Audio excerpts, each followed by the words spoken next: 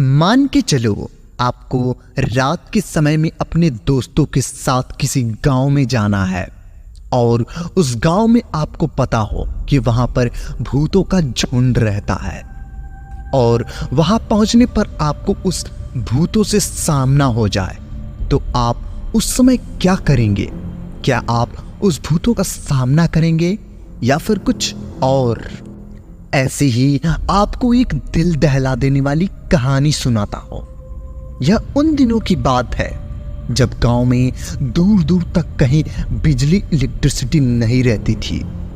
गांव के जिंदगी रात के अंधेरों में मोमबत्तियां और लालटेन के बीच में सिमटी हुई थी। महिलाएं खाना बनाने के लिए मिट्टी के चूल्हे का इस्तेमाल करती थी। आज की तरह कोई गैस चूल्हा जैसा सामान नहीं हुआ करता था।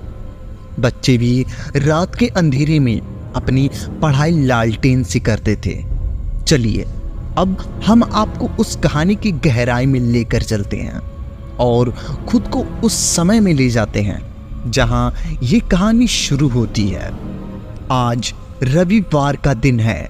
गांव से 10 कोस दूर रामपुर गांव में एक खूबसूरत मेला लगा हुआ है जहां हर रोज हजारों की संख्या में लोग मेला घूमने जाते हैं।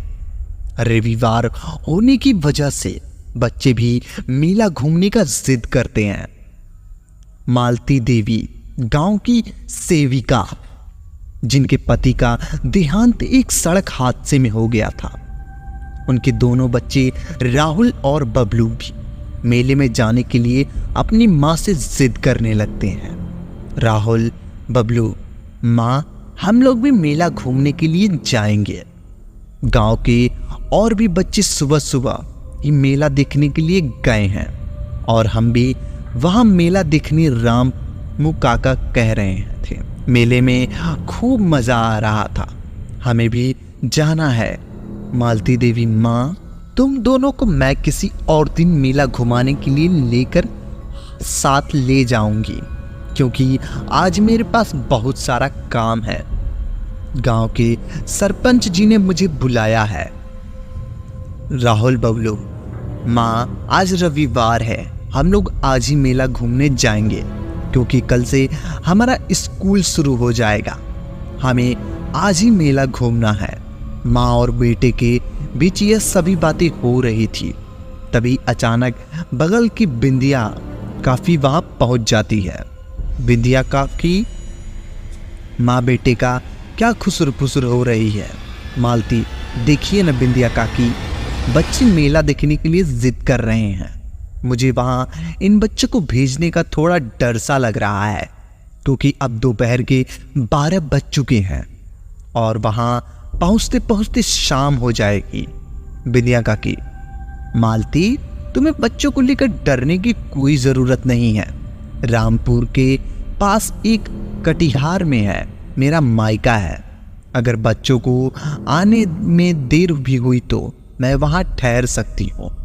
मेरे भाई का नाम ललन सिंह है और वह गांव के सरपंच भी हैं। उसे वहां हर कोई पहचानता है।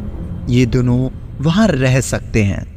मालती, परंतु बिंदिया काकी, बिंदिया, मालती तुम अब परंतु बोलना छोड़ो और बच्चों को मेले भेजने की तैयारी करो। तुम भी बिना मतलब का डरती रहती हो। डर की असल दास्ता अभी बाकी है। मालती बच्चों के लिए खस्ता और नमकीन थैले में रख कर बच्चों को देती है ताकि वो रास्ते में जब भूख लगे तो खा सके। फिर क्या हुआ था? राहुल और बबलू की खुशी जाने के लिए घर से रवाना हो जाता है। रास्ता थोड़ा लंबा था क्योंकि गांव से रामपुर की दूरी लगभग 15 किलोमीटर की दूरी थी और उन रास्तों पर कोई सवारी गाड़ी नहीं चलती थी। इसलिए दोनों भाइयों को यह मार्ग पैदल ही तय करना पड़ा था। हाँ, कभी कभी बैलगाड़ी या टमटम चलती करती थी, लेकिन वह सिर्फ सुबह और शाम के वक्त। अब दोनों भाई के कदम धीरे धीरे रामपुर की तरफ बढ़ने लगे थे। दोनों भाइयों के चेहरे पर एक अलग ही मुस्कान थी। मानो मेला देखने में उन्हें ललक हो रही हो। राहुल और बबलू कहने के तो एक भाई थे, लेकिन उनके व्यवहार में बिल्कुल भी समानता नहीं थी।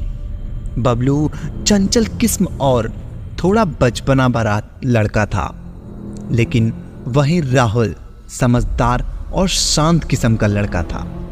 धीरे धीरे समय बीतता जा रहा था।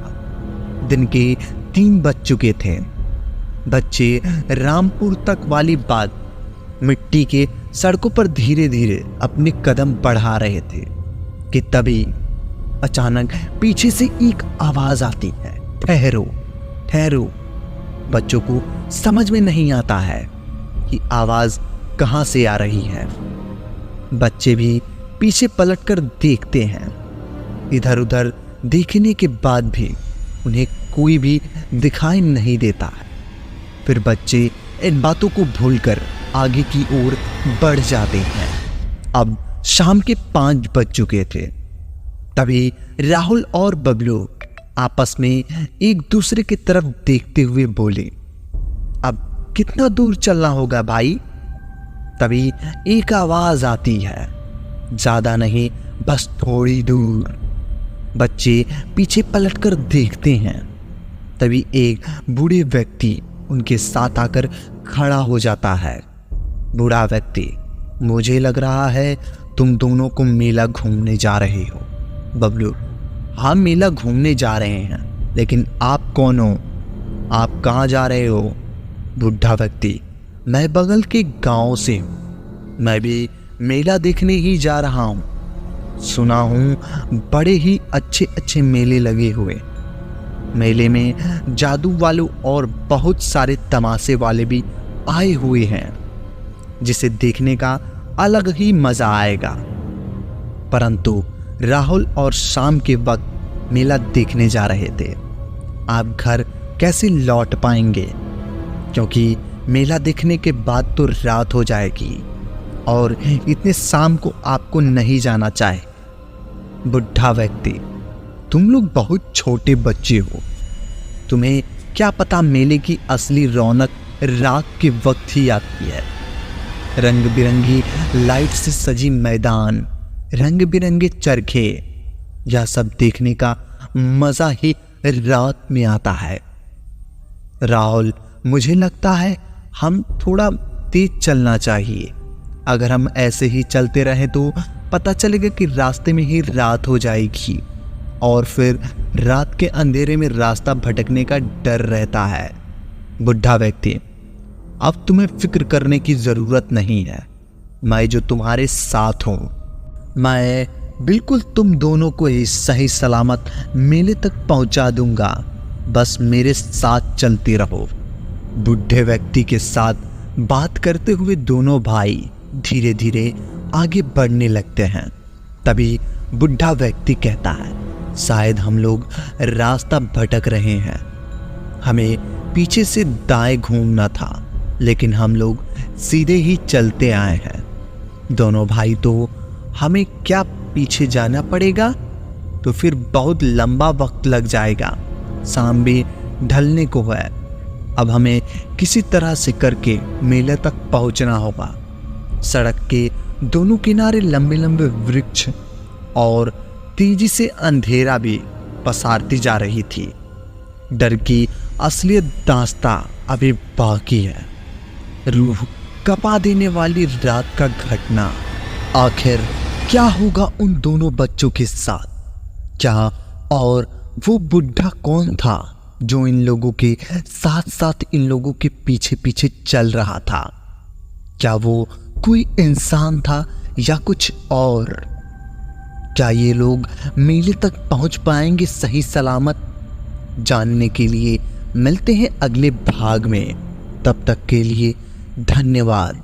अगर कहानी पसंद आई हो तो वीडियो को लाइक और चैनल को सब्सक्राइब कर दीजिए, ताकि हमारी आने वाली कहानियां सबसे पहले आप तक पहुंचे। धन्यवाद।